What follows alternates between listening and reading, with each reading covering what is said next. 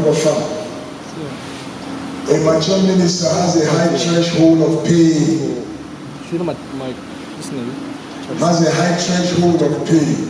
Because ministry comes with pains. Leadership comes with pains. Anybody who is working for God, he must be hurting somewhere. As men of God, you carry the burdens of your members. Some days you can't sleep. Why? Because of your members. On your face, interceding for them. Some days you lose appetite for food. Why? Because of that woman that is trusting God for the fruit of the womb. Days you go without food, not asking God to give you money. But there is a sister in your church that is to be married. And it's like life is leaving her behind. Ministry comes with pains. Pains of betrayal. People you help to raise up will betray you. But a mature minister has a high threshold of pain, so that you don't allow bitterness to poison your pulpit. You don't carry offenses everywhere and begin to curse everybody. No. You are aware that the higher the promotion, the more the pains you have to bear as a minister. So you develop a thick skin. You know lepers. Lepers. You know, when leprosy gets advanced, they lose their fingers, isn't it? And toes. Do you know why they lose their fingers and toes? Now, it's not that leprosy virus, it's not that bacteria, it's not that it eats fingers. No. Leprosy bacteria does not eat fingers. What it does is it affects the nerves. So that the nerves become dead. And when the nerves become dead, the leper no longer feels anything. So he can carry a coal of fire and not feel any pain. Why? Because the nerves are no more sensitive. And so because he keeps injuring his fingers, the germs will now start eating his fingers. Eat through the bones until everything is eaten away. The reason is he doesn't feel any pain. So you can take a leper, use knife to chip it, but he doesn't feel. Because the bacteria has killed the nerves. You call that a high threshold of pain. But no matter what we inflict on him, he doesn't feel it. And that's what we need to as ministers. Paul, after they told him what was awaiting him in Jerusalem, he said, none of these things move me. That's a high threshold of pain. They told him, you are going to die. He said, me? I'm already dead in Christ. These things you are saying don't move me. As a minister has a high threshold of pain when he passes through betrayal, disappointment, but he stays focused. Without a high threshold of pain, you will give into discouragement. You give into the comments that come from people.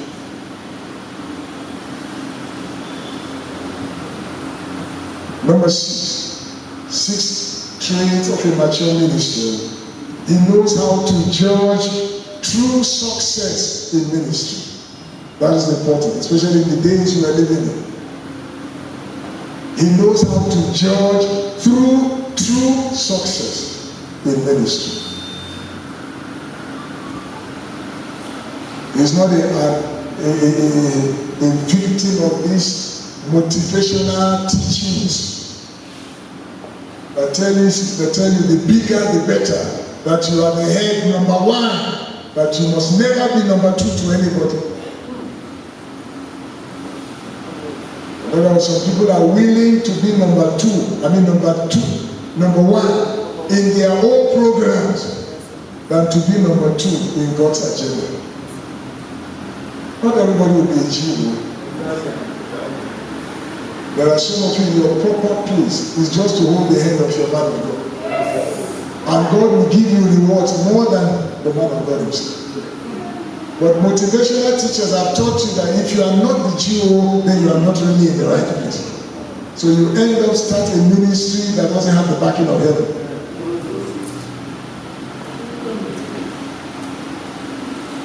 So a mature minister does not judge, fall into the victim of these motivational teachings and has an erroneous judgment concerning success in the ministry. Let me illustrate it this way. I don't know where the time. Okay?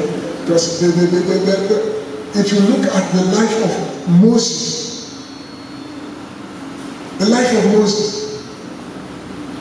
you will see how finding your proper place in ministry will give you fulfillment.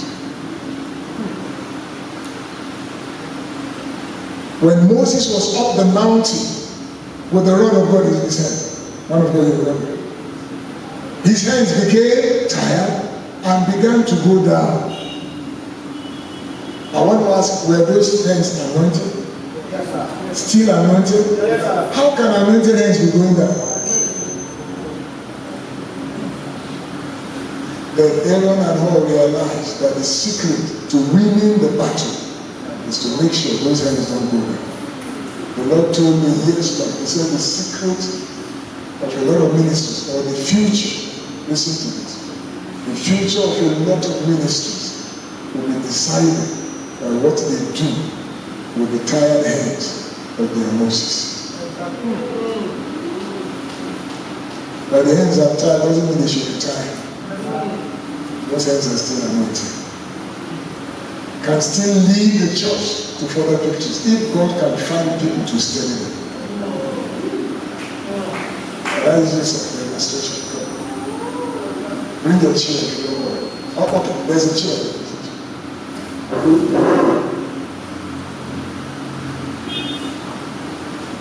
This is Moses.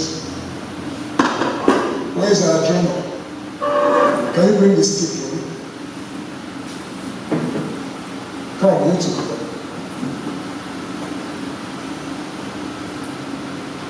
Apostle, let me use it again.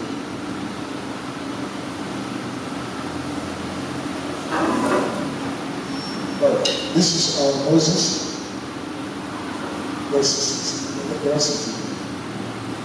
This is Aaron, the high priest. This is Paul. This is the rod of God. Come, you are Joshua. This is Joshua, the man of war. Okay? He will go to the battlefront. If you see anybody that looks like an Amalekite, just say, are you getting me? But this is a sword. This is the rod of God. Everybody say the rod of God. Now go to one Joshua and raise your hand. As long as these hands are raised, the sword of Joshua will walk. The sword of Joshua will be effective. Now, people in the battlefront are not aware of what was happening on the mountain too, isn't it? Yes, sir. But the power in the sword of Joshua is determined by what? By the rod of Moses. So the time comes, this man, because he's a man, not an angel, the hands begin to grow away. And then as powerful as Joshua is, he begins to lose the battle. So Aaron and Hur discovered that the secret to victory is to ensure that this Moses is comfortable. So they get him to sit down. So one holds one hand, the other holds the other. Who is more comfortable out of this? Moses. People who don't have understanding say, monkey they walk, baboon they. We are just laboring, praying. And it's this man that people are recognizing as the man of God. He's the one they are seeing his name on TV, on posters. And we are the ones laboring in prayer. But people understand and realize that this hand was raised. If they will register victory in their homes, or register victory in their businesses, or register victory wherever they are. So, Aaron does his quiet job. Paul does his quiet job. He raised his hands. And Joshua begins to succeed in the battlefield. Do you know there are some ways carnal people will decide to solve this problem? Look at listen to. They will tell Moses, "Okay, Moses, if you don't tire, give us the rock. Give us the rock. Let me hold it 15 minutes. Then I'll transfer it to what? To God. He will hold it for 15 minutes, then transfer it back to us." Is that not the way of solving the problem? But this is called the rod of the God. If it's in the hand of the right person. So if you leave the right person to the person who is not ordained or delegated to carry it, it becomes an unrealistic.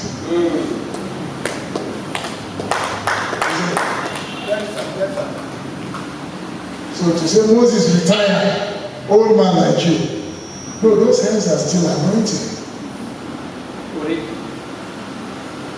So if you decide, okay, because Moses has disappointed us, let me start my own.